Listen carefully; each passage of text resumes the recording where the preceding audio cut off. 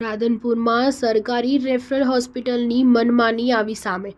રાધનપુરના સાંથલી ગામના રહેવાસી ભાવાભાઈ ઠાકોર આવ્યા હતા સારવાર અર્થે સરકારી હોસ્પિટલમાં હાજર સ્ટાફની ગેરવર્તણૂક. પેશન્ટને પેટની તકલીફ હોય સારવાર અર્થે રાધનપુર રેફરલ હોસ્પિટલ આવ્યા હતા. સરકારી હોસ્પિટલમાં આવેલ દર્દીની દવા નહીં કરતા સતત 2 કલાક સુધી પેશન્ટ હોસ્પિટલમાં બેસી રહેવા મજબૂર બન્યા. આખરે પ્રાઇવેટ હોસ્પિટલ પહોંચતા દવા શરૂ કરાઈ. રેફરલ હોસ્પિટલમાં હાજર નર્સની ગેરવર્તણૂક આવી સામે.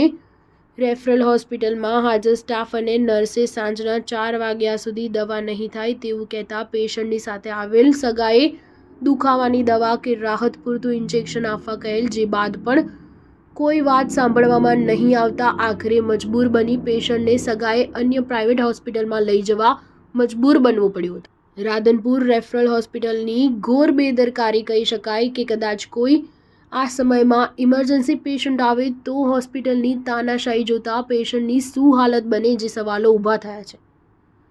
સરકારી હોસ્પિટલમાં હાજર સ્ટાફ કહે છે કે 4 વાગ્યા સુધી તો પેશન્ટની દવા નહીં થાય અને જવાબ આપે છે કે તમારાથી થાય એ કરી નાખો, બાકી હાલ દવા નહીં થાય.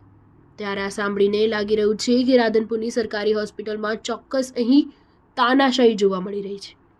આ વાતને લઈને ગામના સરપંચ રેફરલ હોસ્પિટલ પહોંચી હોસ્પિટલના સ્ટાફ સહિત નર્સ જોડે વાત કરતા સરપંચને પણ નર્સ દ્વારા અયોગ્ય જવાબ મળ્યો. Star news 7 Patan.